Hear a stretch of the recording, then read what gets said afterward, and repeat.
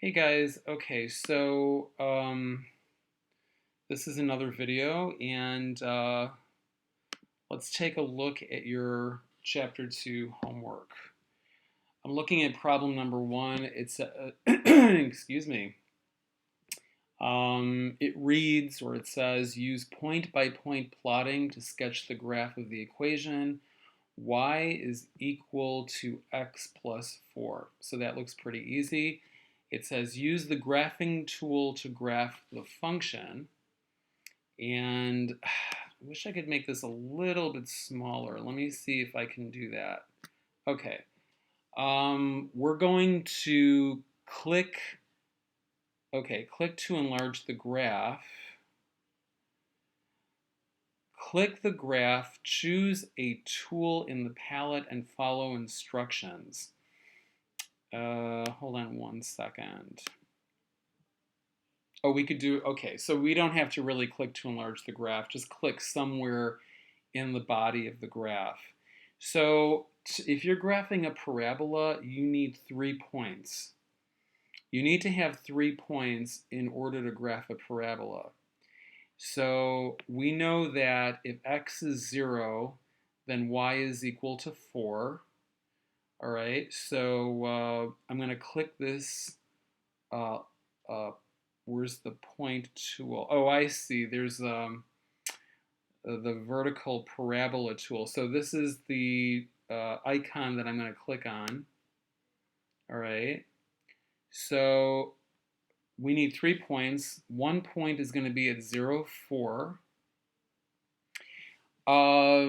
The x-intercepts. Now think about the x-intercepts. So when is y going to be equal to 0? Y is going to be equal to 0. Oh, I'm sorry. You know what? This is not a parabola. This is going to be just a straight line. So I clicked on the wrong tool. Let me start this again. Okay, this is not right. This is a linear equation. It's not a quadratic equation. How do I erase this? Okay, this is wrong. So delete. Okay, you are about to delete the selected object. That's okay. Let's start this over. So y is equal to x plus 4 is not a parabola. It is a linear equation. We need 2 points. So I'm going to click inside the graph, select the line tool. When x is equal to 0, y is equal to 4. Okay. And y is equal to 0. Y is equal to 0 when x is negative 4, because negative 4 plus 4 is equal to 0. There we go. And that's my line. That's the graph of my line. So let's see if Pearson accepts the answer. Okay, yes it does. So let's go on to the next question. Okay. I just want to take a quick look at something here. Okay, there we go. All right, so then it says, this is the second question, use point-by-point plotting to sketch the graph of the equation x is equal to y squared plus 6. So for something like this, so I'm going to click inside the graph, okay? Now, if the quadratic variable is y, okay, then we know this is going to look like this. It's going to be a parabola where the axis of symmetry is going to be the x-axis. Okay, x is equal to y squared plus 6. So I realize it's going to have to look like a parabola where the axis of symmetry is x. Let's graph that using Mathematica and I can show you. Let's start Mathematica.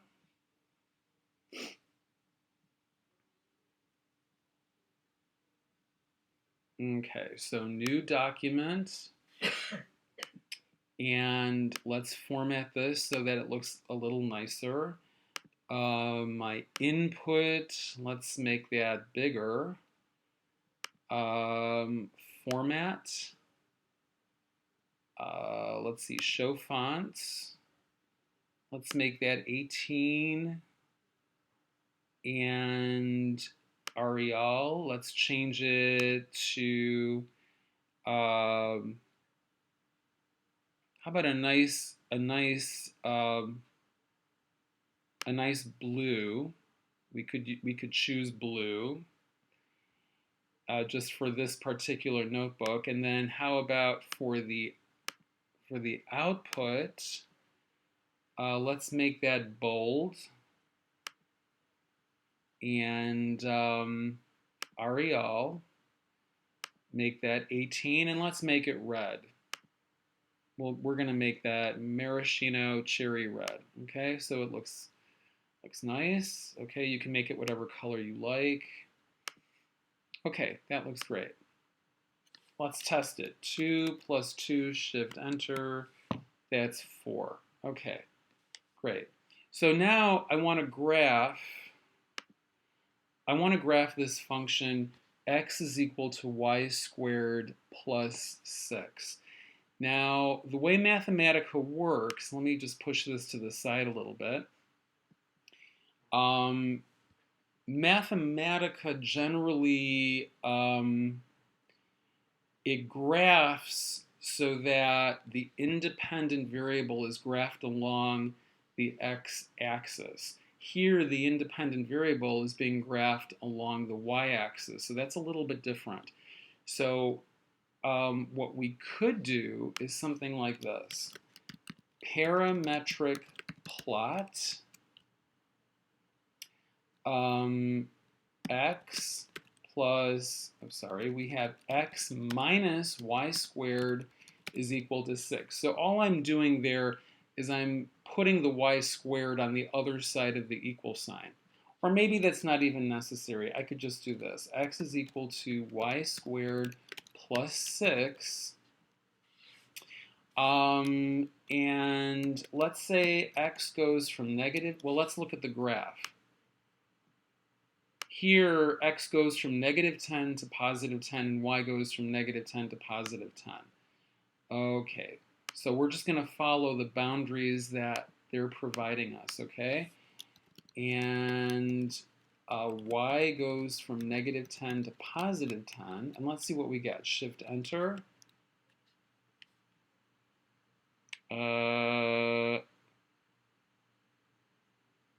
Okay, the viewing window here is not so great.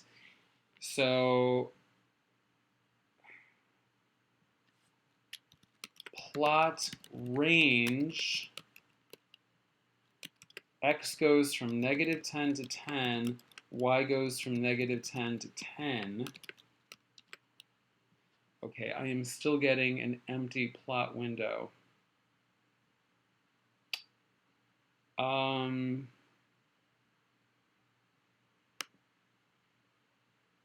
So this is not the best way to do this in Mathematica. Okay, here's another way that we're going to approach this using Mathematica. So I have the equation x is equal to y squared plus 6. That's going to be my equation. Solve the equation for y. So if we solve the equation for y, we have two different pieces. And we could make this look a little bit easier to read. Traditional form. Okay, so y is equal to negative square root of x minus 6, and y is equal to the square root of x minus 6. This is going to be very easy to plot in Mathematica. Plot negative square root x minus 6 and square root x minus 6. Okay? X ranges from, let's say, negative 10 to positive 10. My plot range, well, the x values are from negative 10 to positive 10. The y values, let's say, go from negative 10 to positive 10. And the the plot style, let's say absolute thickness. I want a thick line so it's easy to see. And we're going to make it, I don't know, how about black? Okay, and let's see what this looks like.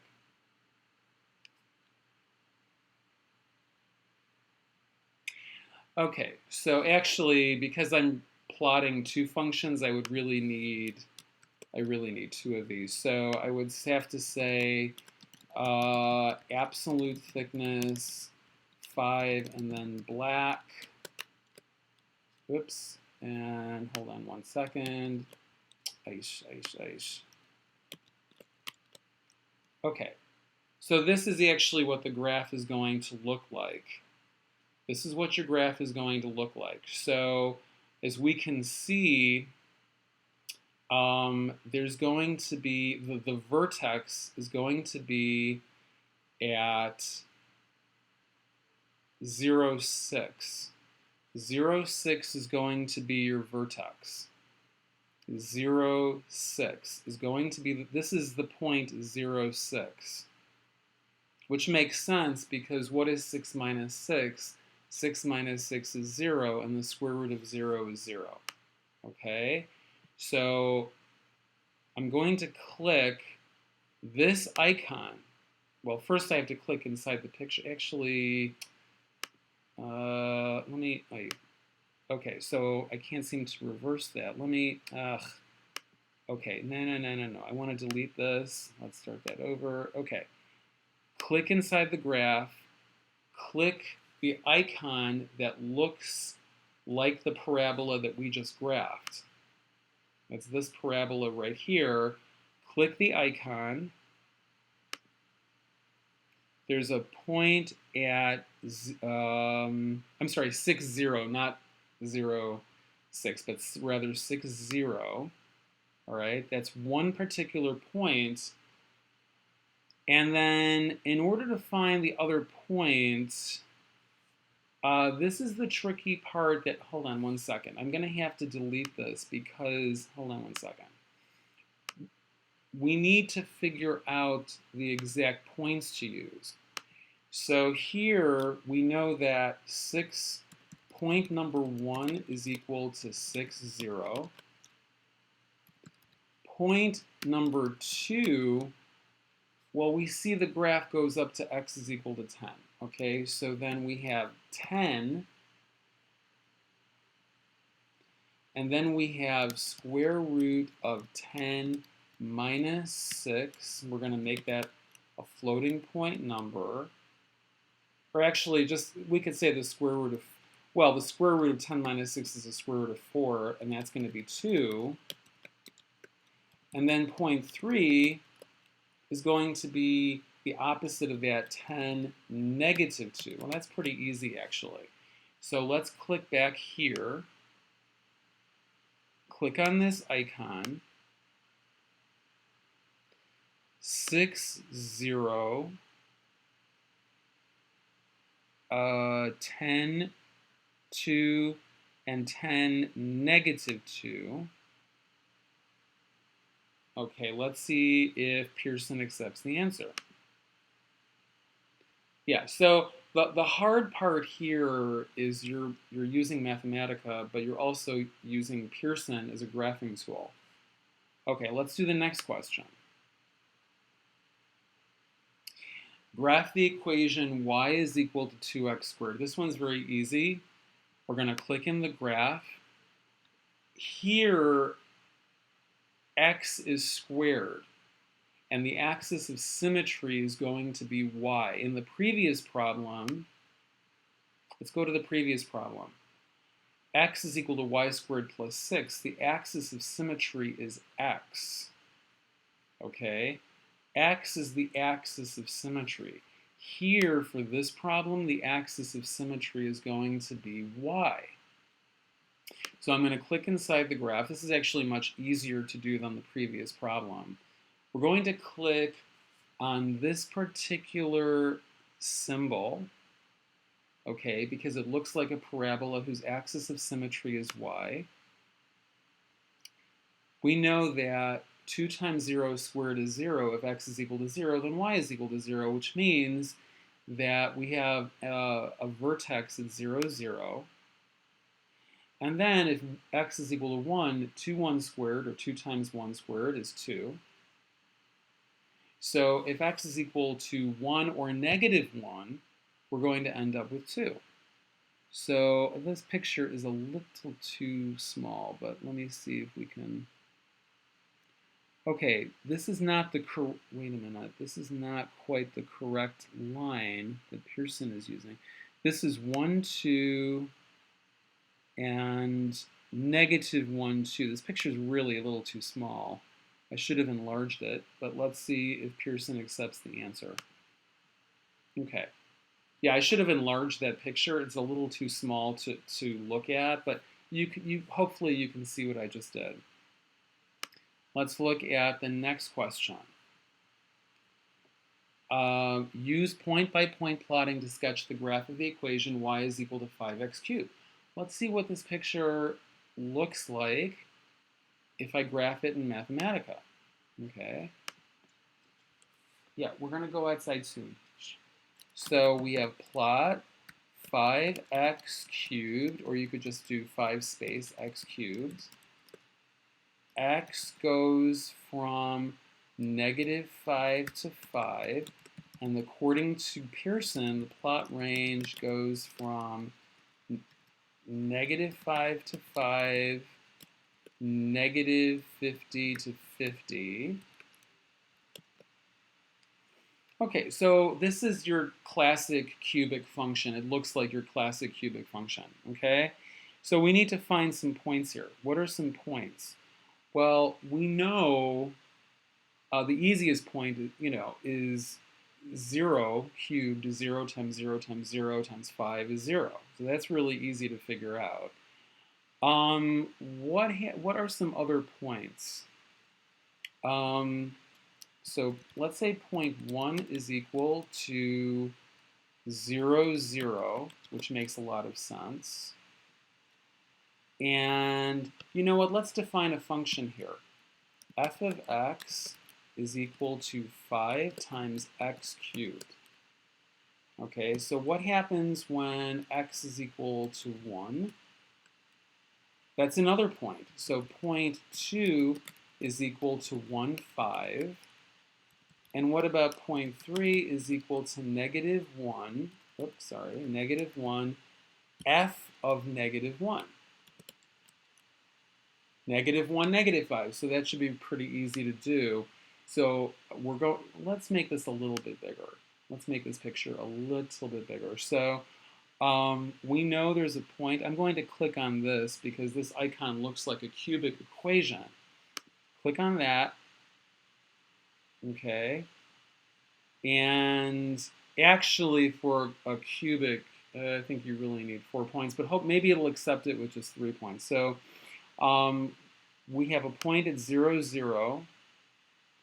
We have a point at 1, 5, although it doesn't, now I have to change,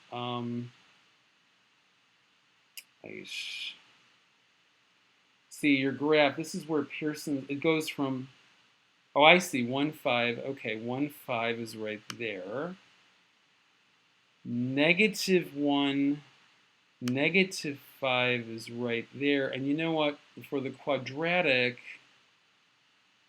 I need one more point. And you know what? It's not letting me, hold on, I have to delete this. Hold on 1 second. Cancel. I need one more point. For a cubic, you actually have to have 4 points. So point 4, what about 2f of 2? Okay, that works. Let's give this one a shot. So let's click inside the graph. Let's make this a little larger. Click on the cubic icon. We have a point at 0, 0.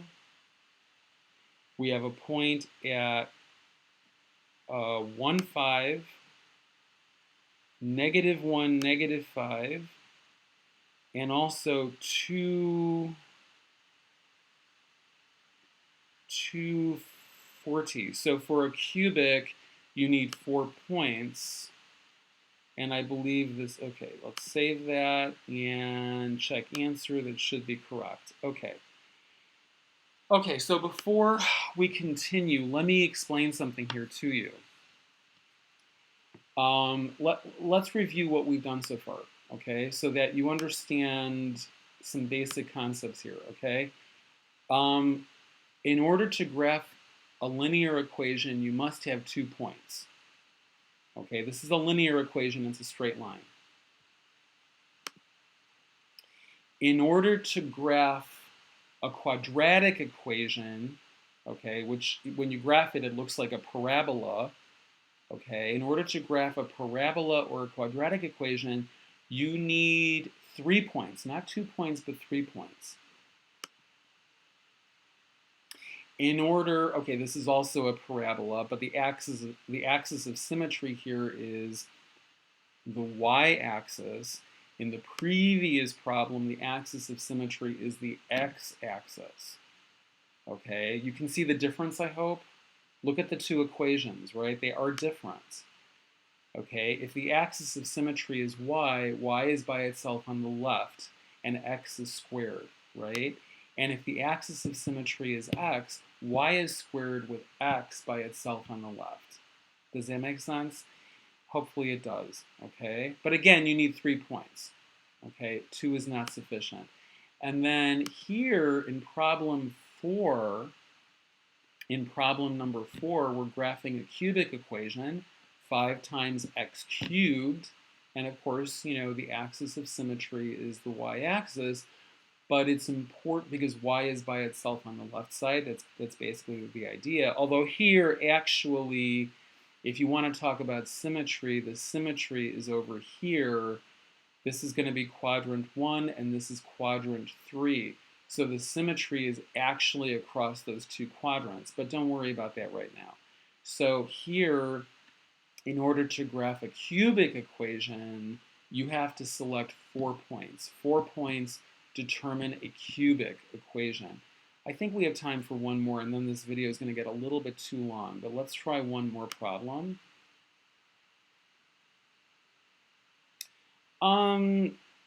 Okay, indicate whether the following table specifies a function. Okay, so here we have f of 2 is equal to 4. F of 4 is equal to 4. F of 6 is equal to 6. F of 8 is equal to 6. So the definition of a function is this. Each value in the domain produces one value in the range, okay? Now this is definitely not a one-to-one function, but it is a function because f of 2 does not produce 2 different values. It only produces the value of 4. F of 4 produces only the value 4. F of 6 produces only the value 6. F of 8 produces only the value 6. So the table does specify a function. If f of 8 produced 6 and let's say negative 6, that's not a function. That's a relation, okay?